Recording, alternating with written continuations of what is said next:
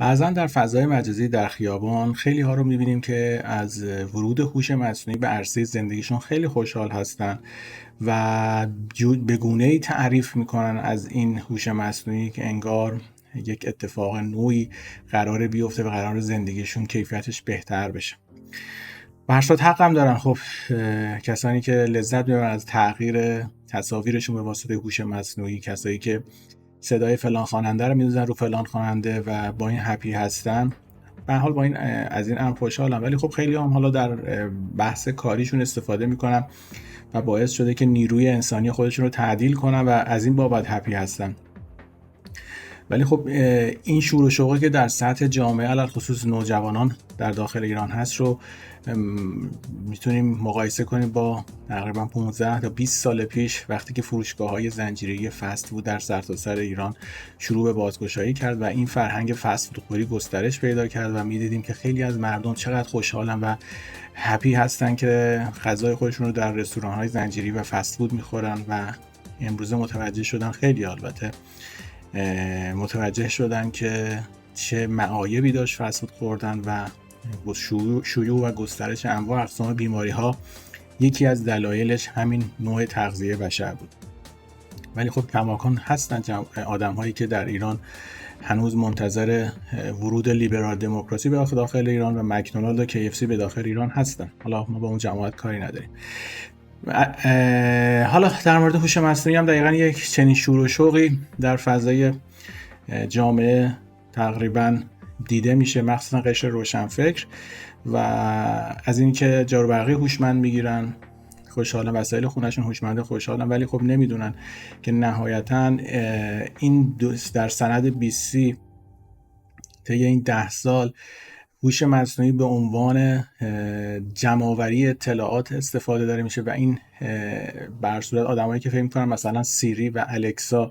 در خدمت بشر هستن، خیلی اینطوری نیست. بشر در خدمت سیری و الکسا هست و روزانه دیتاهای مجانی بر صورت به کلودهای اینها میده و مردم عملاً در یک ماتریکسی قرار گرفتن که هر روز به صورت ایزی و به هر صورت مفت اطلاعات دارن به این بر صورت شرکت‌های بزرگ میدن که نهایت این اطلاعات‌ها با تجزیه تحلیلی که دارن در سال 2030 خواهیم دید که چگونه این استعمار نوین راه رو بر آزادی بشر خواهد بست. به هر صورت خیلی ها هستن که حریم خصوصی تعریف میکنن برای دوست، آشنا، فامیل خودشون و میگوین این صفحه خصوصی هستش و دیگران رو در حریم خصوصی خودشون راه نمیدن. ولی خب ربات های هوشمند رو تا اتاق خواب خصوصی خودشون رو میبرن و متاسفانه فهم و شعور در سطح جامعه به این حد نرسیده که شما وقتی وارد فضای مجازی میشی دیگه حریم خصوصی نداری. شما روزانه تلفن همراهت از شما داره اطلاعات میگیره، دوربین ها دارن فیلم برداری میکنن و هر زمانی که نیاز داشته باشن کل دیتا های شما رو دارن بررسی میکنن. اگر هم دقت کرده باشین ما در کل بر صورت جهان دو سیستم عامل بیشتر نداریم، اندروید و iOS هستن. حالا سیستم ویندوز رو مکینتاش هم که بر اساس تمام شرکت‌های آمریکایی هستن و حتی چین با اون اقتداری که میگویند در صنعت بر صورت آیتی داره و بر قدرت جهان میشه، کماکان مجبور از سیستم عامل‌های آمریکایی استفاده کنه و نهایتاً تمام اتفاقات داره به سمت این میره که طی این 10 سال مجموعه اطلاعاتی رو که بشر میتونه به عنوان راه فرار استفاده کنه از انسان‌ها میگیرن و این باعث میشه که هر روز بلوغ هوش مصنوعی بیشتر و بیشتر بشه. حالا من بعضا در خیلی از کارها ازش استفاده میکنم و دارم میبینم رشد و تکامل هوش مصنوعی نسبت به بلوغ خیلی چیزا دیگه مثلا در تکنولوژی خیلی بیشتره و هر 3-4 ماه یه بار یک جهش خیلی بزرگی انجام میده و مهمترین دستاوردی که برای نخبگان جهان و بر صورت صاحبان جهان داره که هوش مصنوعی یواش یواش خلاقیت و قدرت تفکر رو از انسان‌ها میگیره و این بزرگترین دستاورده. وقتی که انسان تفکر و تعقل خودش رو کنار بذاره و وابسته به ماشین بشه، نهایتاً جهان و گلوبالیسم جهانی به هدف خودش رسیده و دیگر بر اساس الگوریتم ها و مدیا میتوانن برای بشر تعیین و تکلیف کنن و بشری که فکر نکنه فرقی با ماشین نداره. البته خیلی مسیر جلو رفته، تا همین الان هم میبینیم که یه دفعه مدیا میخواد صادق بوقی رو معروف کنه، فردا ترند میشه، یه روزی میخواد تتلو رو ترند کنه، ترند میشه. بر اساس یعنی امکان نداره، شما اینو بدونید، امکان این قضیه نیست. اگر دولت ها نخواهند یک قضیه‌ای در فضای مجازی ترند بشه، این امکانش وجود نداره. یعنی شما ببینید سرورهای اینستاگرام، توییتر عملا با دولت ها کار میکنن، یعنی هر زمانی که اراده کنن با یک کلیک حساب شما رو میبندن یا اون ترند رو قشنگ میتونن حذفش کنن. زمان ترور سلیمانی دیدین که چه وضعیتی رخ داد و عملا خیلی راحت همه چی رو بستن. الان هم اینستاگرام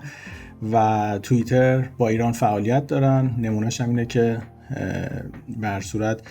در حال جمع‌آوری اطلاعات هستن و شاید در ظاهر اطلاع ندادن، ولی خب میبینیم که اینستاگرام خیلی از پست ها و هشتگ هایی که برخلاف موازین جمهوری اسلامی باشه رو حذف میکنه. به هر صورت یک توضیح کوتاهی بود از شور و شوق انقلابی که جماعت جوان نسبت به هوش مصنوعی دارن و این قضیه رو خیلی براشون جذابه و بولد میکنن و متوجه خواهند شد در یک دهه آینده، حد اکثر یک دهه آینده، خیلی زودتر،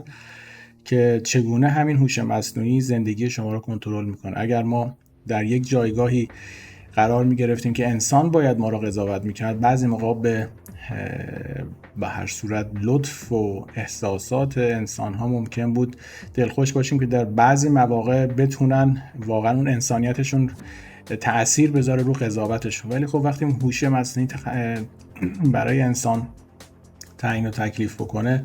دیگه خلای احساس هست و در جامعه‌ای که احساسات در تصمیم گیری ها کنار گذاشته بشه،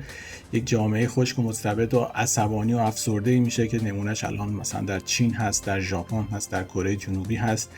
و میبینیم که خیلی مردم در کره جنوبی از نظر روحی روانی مشکل دارن و یکی از عصبانی ترین کشورهای جهان هستن، چون همه کارها در کره جنوبی و ژاپن توسط همه اون کارگزینی ها، تمام اون دیتکت کردن ها توسط هوش مصنوعی انجام میشه و شما اگر یکی از چندین المان رو رعایت نکنین، رتبه اجتماعیتون پایین میاد و ممنوعیت هایی که دارین که این باعث میشه هر روز به استرس و دغدغه شما بیشتر و بیشتر بشه. به هر صورت یک توضیح کوتاهی بود در مورد شور و شوق انقلابی در مورد هوش مصنوعی. ببخشید این یک قرار نبود برنامه اینطوری ضبط کنیم، بر همین اتفاقی بود. خواستم این موضوع رو تکرار کنم که فراموش نشه، ولی خب به هر صورت اگر سوال دیگه ای داشتین در خدمتتون هستم، در این مورد میتونیم با هم بیشتر تعامل داشته باشیم.